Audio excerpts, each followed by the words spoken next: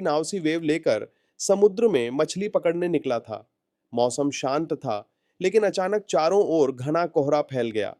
कुछ ही मिनटों में उसे कुछ भी दिखाई देना बंद हो गया और वह रास्ता भटक गया। कोहरे के बीच उसे एक सुनसान विशाल जहाज दिखाई दिया, जिसका नाम था ब्लैक मरीन। जिज्ञासा में आकर एडम ने अपनी नाव उस जहाज से बांधी और अंदर चला गया। जहाज पूरी तरह खाली था। कोई इंसान नहीं, कोई आवाज नहीं, लेकिन खाना ताजा था, कपड़े सजे थे, जैसे लोग अभी अभी गायब हुए हों।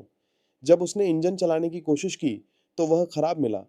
मदद के लिए उसने रेडियो पर संदेश भेजा, मगर कोई जवाब नहीं आया। जब वह वापस लौटा, उसकी अपनी नाव गायब थी। अचानक कोहरा साफ हो गया और समय दोपहर का हो चुका था। अब उसके पास लौटने का कोई रास्ता नहीं था।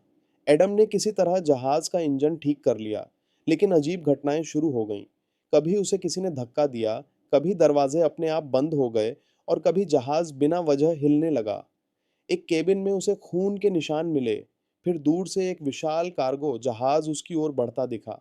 उसने बचने की कोशिश की, मगर जहाज से टक्कर हो गई और एडम बेहोश हो गया। होश आने पर उसने देखा, बाथरूम मीठे पानी से भरा था। कुछ देर बाद वही पानी खारा बन गया। उसे समझ आया कि जहाज में छेद है और समुद्र का पानी अंदर आ रहा है। रात को भयानक तूफान आया।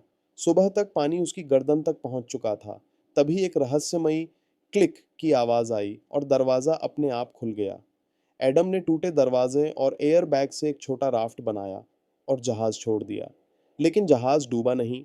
वह फिर उसी जगह खड़ा रहा, जैसे उसे जाने नहीं देना चाहता हो। जब भी एडम दूर जाने की कोशिश करता, कोई न कोई जहाज गायब हो जाता। ठंड और थकान के कारण वह मजबूर होकर फिर उसी जहाज पर लौट आया। अगली सुबह उसे एक वेंटिलेशन रास्ता मिला।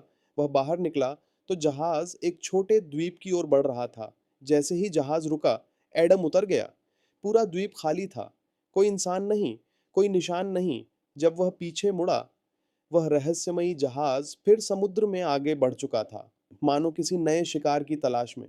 द्वीप के दूसरी ओर पहुंचते ही एडम सन्न रह गया।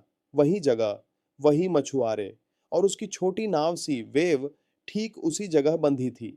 ऐसा लग रहा था जैसे कुछ हुआ ही ना हो, लेकिन एडम जानता था, जो कुछ उसने देखा, झेला और महसूस किया, वह सपना नहीं था,